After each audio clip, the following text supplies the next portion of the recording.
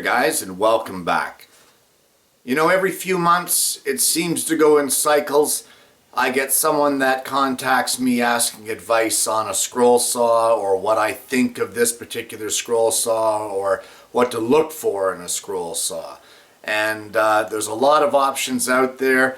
Some good, some bad, some flashy, some not so flashy. But this week's show we're going to concentrate on the options of the scroll saw, some things to look for, and some things to be wary of. So let's sit back and let's have a look at the scroll saw, a buyer's guide.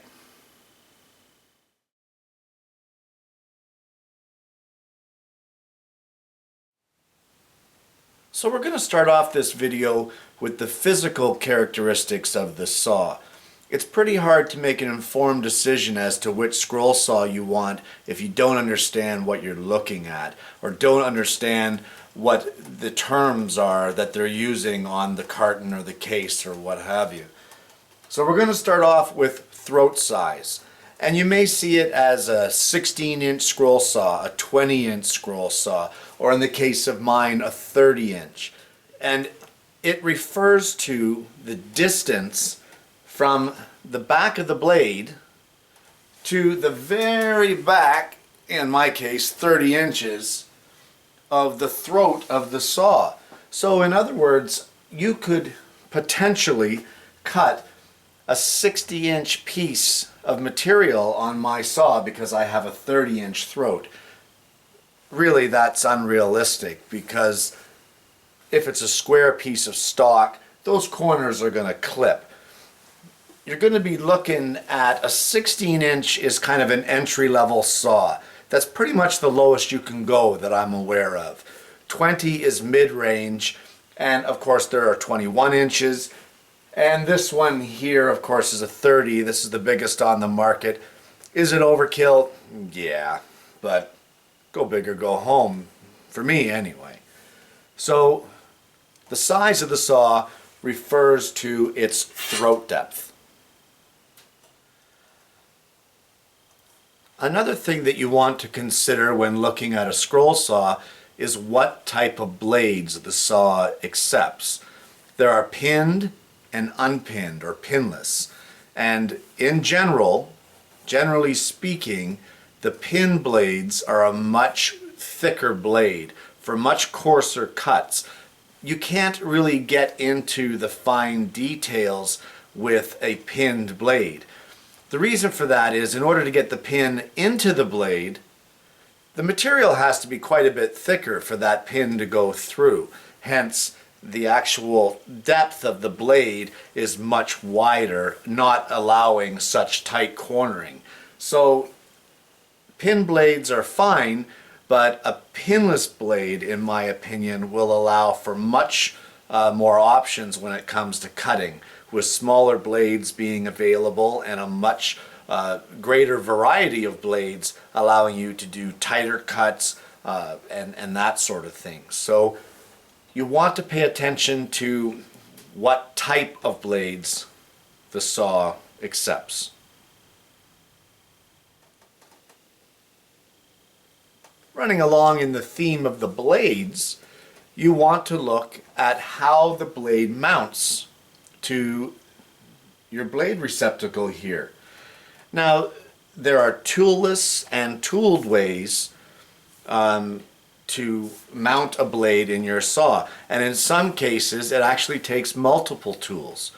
And you have to remember that if you're doing a fretwork piece which has hundreds and hundreds of interior cuts, having to use several tools to mount your blade onto your saw, to remove it and put it back on, and remove it and put it back on, every cut you would have to do that. And you have to remember that if you're using a tooled blade, that can become very cumbersome very quickly. So desirable for me, just from experience, because I have worked on both extensively, the toolless blade is for me the way to go. However, don't think that these things are indestructible. I have had these little units strip out on me and have had to replace the whole head assembly, as well as just replace the pin when they go. So these things are not indestructible. Both tooled and toolless both have, of course, their drawbacks, and there's no such thing as an indestructible tool. So just keep in mind that if you're going for the better way of a toolless blade change, the more you use it, the more apt it is to break down, and of course they do strip out. So that's something to keep in mind. Again, along in with the blades, you want to look at how your blade tensions. Some have levers, which work just fine. Others, like this one, have a cam that tightens and loosens the blades. Others have knobs at the back. Now, this one here does have a knob at the back of the saw, and don't think for one instant that that is for the tensioning of the blade, because with a 30-inch, obviously, that would be an extreme inconvenience to have to reach way back there every time to tighten or tension your blade. That actually is a fine adjustment, and the main tensioning for the saw is done here at the head. So that is something that you really want to keep in mind, because there are saws, mostly in the 16-inch variety, that have their tensioning of the blades strictly at the back of the saw. And how much do you really want to deal with having to reach back there all the time to try to tension your blade with every single cut? So you want to have a look at how your blade tensions. When I first got the Excalibur, I was a little weary of this plastic mechanism here. Previous scroll saws had a cam here which tightened my blade, and that cam was metal, and I never had one give out. But over years of using this particular plastic cam, I can say with utmost certainty that I've never had a problem with it, and it works like a charm. It's in fact the plastic, there's no metal on metal grinding, there's a lot less wear. So you want to look at the material that your cam or your tensioning device uses, the way that it tightens, and how easy it is to tighten. You don't want a tool that's gonna, cause you problems and make it so that you have to fumble around. You want to be able to insert your blade, get the blade installed, get it tensioned, and cut. And you should be able to do that fairly quickly. It shouldn't take minutes to do that one process, to cut one little hole. Another thing you want to consider is the work table of the saw. The size of it. Does it give you enough room to comfortably work on a piece? You basically need the room to be able to spin your piece freely and have it fully supported. You don't need a dinky little table where if you're doing a wider piece, that will teeter off the edges and cause it to grab on the blade or bind or break your blade. You need a good, solid, working surface. So not only should you have plenty of room to work on the table itself, but you also want to look at what the material is made of. How is it milled? What is the texture of it? This is smooth. This is like glass, and I treat this the same way I do my table saw, with either a coat of wax or like one of the tabletop coatings which lubricates as well. And it needs to be smooth. The last thing you need when you're using a scroll saw trying to spin your piece to work on it, the last thing you need is resistance of that spinning due to friction of the table on your stock. It'll cause you a lot of problems, and it'll really take away a lot of your control. So not only size for the tabletop of the scroll saw, but also its texture, the material it's made out of, and of course, how durable does it seem? How sturdy is it? If a cast iron table, well, you might do okay with that. I worked on one for years, it was great. Aluminum, okay, you're in there. A wooden table, I might steer away from that.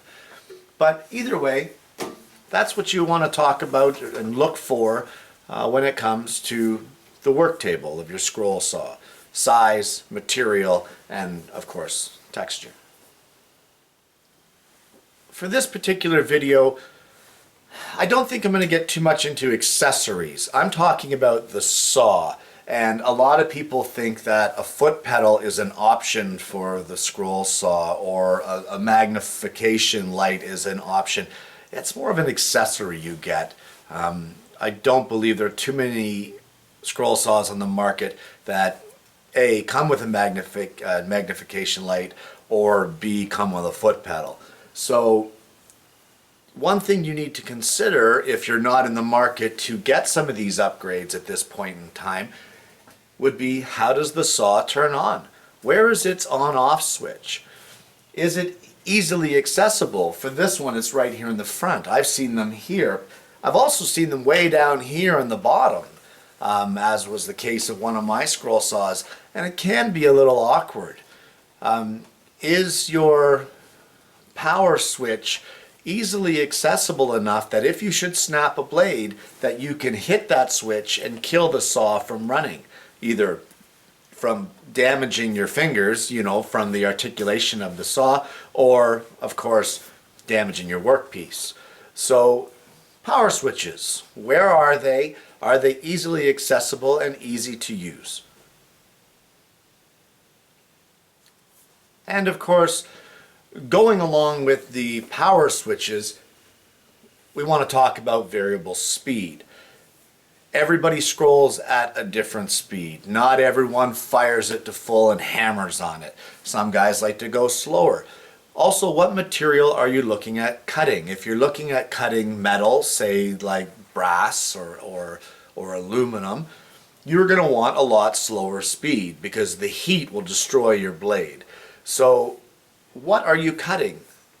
Variable speed can be an extreme asset here. Having a saw that you hit the pedal and it goes can really hinder, especially someone who's new at scrolling. So the variable speed will allow you to really control your piece more, control your cutting, and get a grip on what it is that you're doing. First you get good, then you get fast. So where is the control for that variable speed? In line with the power switch, some of them have a combination on-off switch and variable speed, like a rheostat control. That can cause some problems too if you accidentally bump that switch while you're shutting it off and crank the speed right up. Not expecting that speed when you start into your next cut can cause you some problems. So separate on-off and speed switches can be desirable. There are several different speeds. This is the lowest of mine, the lowest speed, and you can see that it's pretty tame. And you can go up to as high as you want. Now there's a big variety of variable speeds. You can get saws that go as low as 250 strokes right up to 2,000 strokes. I think this one is in the market of 350 on the low end, and I think 1,500 or 1,600 on the high end, possibly even 1,700. I'd have to look at the specs to be 100% sure. So variable speed is an important thing, for a beginner scroller and for a more experienced scroller. When you get into more intricate work or different materials, of course, that variance in speed can really assist you when it comes to the quality of your cutting. Another thing that you'd want to consider on scroll saws would be dust collection. Yeah, good luck with that.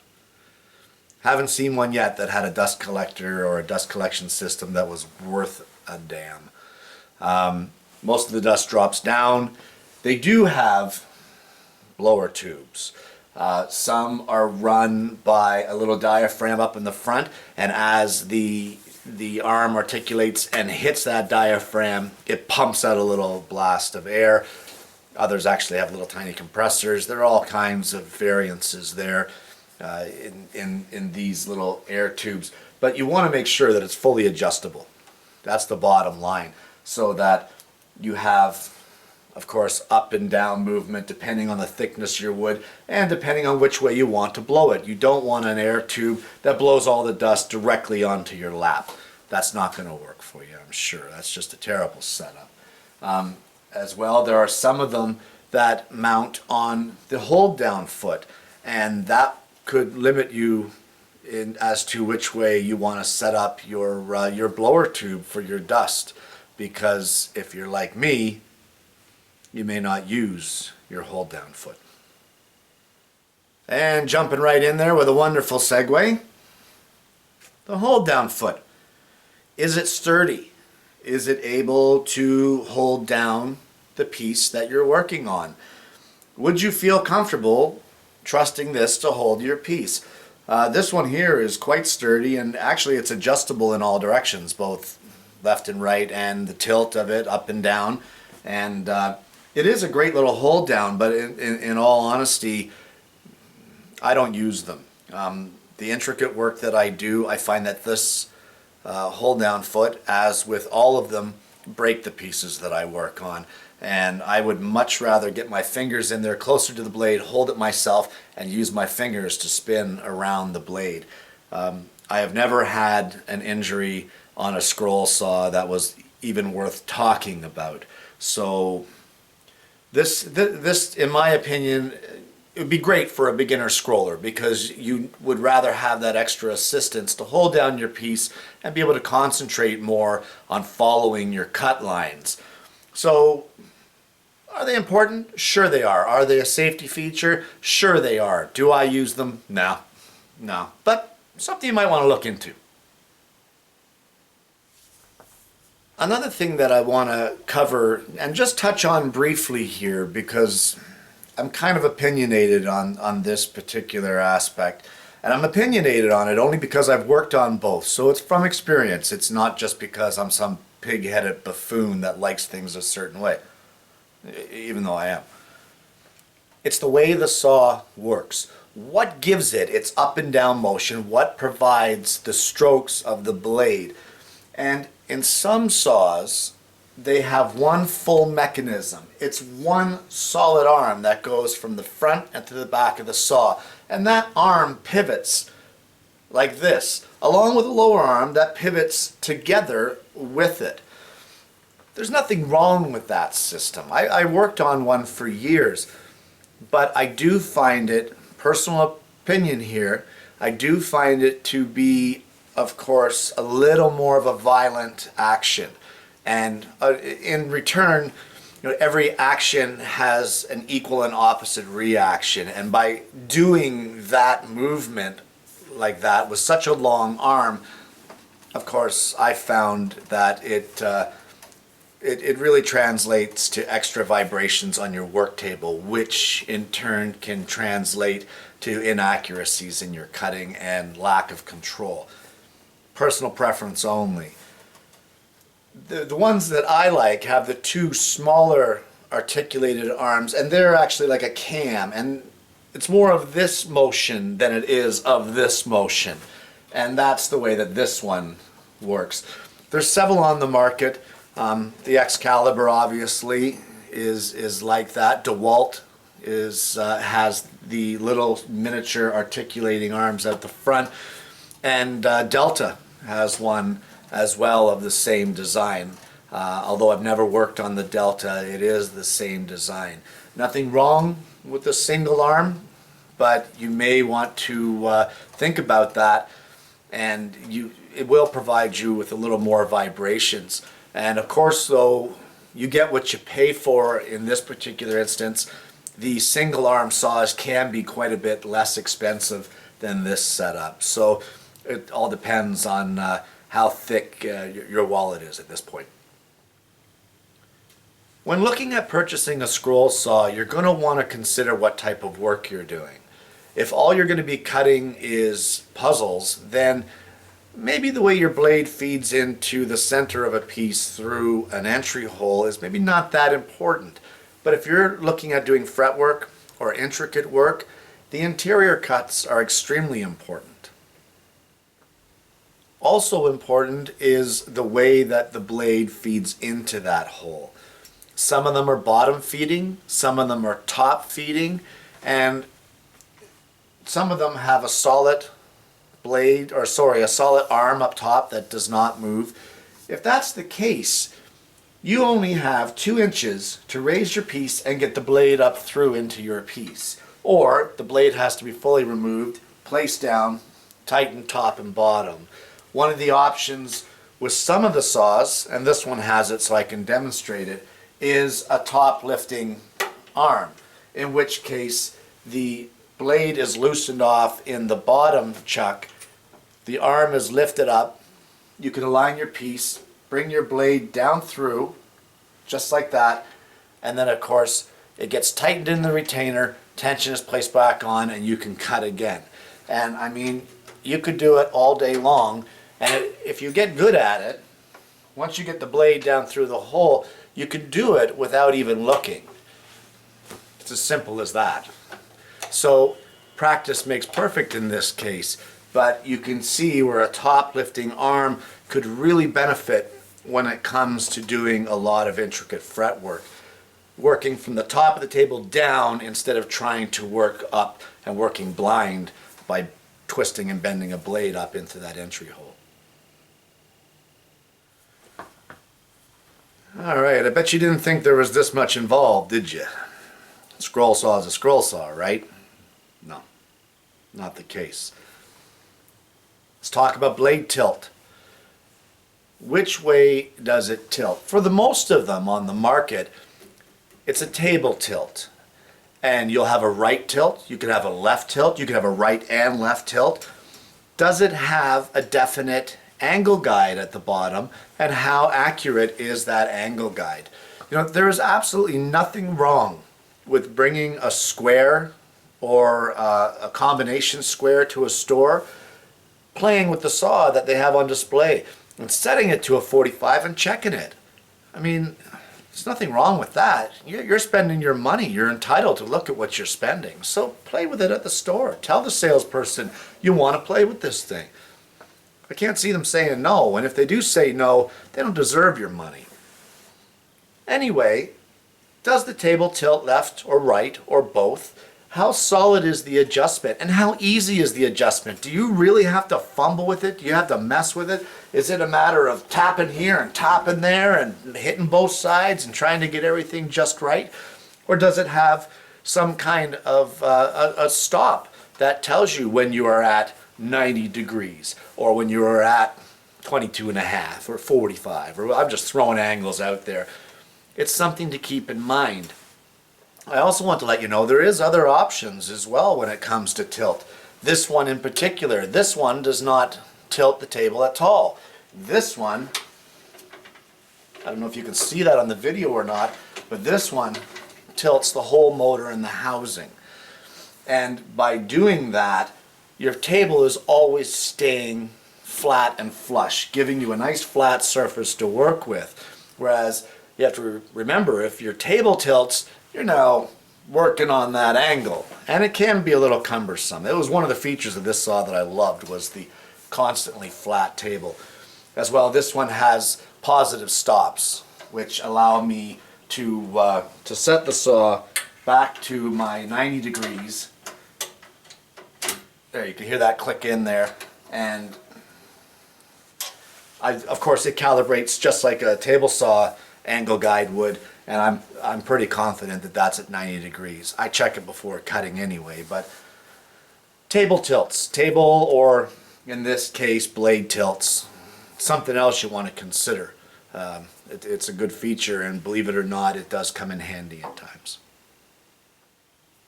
Another thing that you may want to consider with a scroll saw for options is that some of them come with blade storage. And this one has spaces along the sides that you can see here that hold tubes for your blades. Others have little boxes that open, or little holes, or there's all kinds of ways to store the blades. But it's just another option to be aware of, that when you have all these blades of different sizes and different shapes and what have you, different styles, where are you going to put them?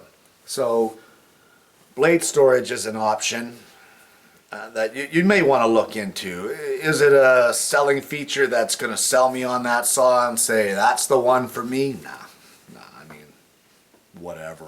You don't need blade storage, but it's something that's out there just to be aware of when you're looking at purchasing a scroll saw. And of course, another option that a lot of scroll saws like to pump out there and say, hey, we come with this, is a work light. And I will be the first to tell you, when it comes to scrolling, especially in the intricate stuff, good lighting is essential. However, depending on how well your peepers work, a work light isn't going to help you see the smaller stuff. So for me anyway, a work light is not that essential. I actually use a lighted magnifier.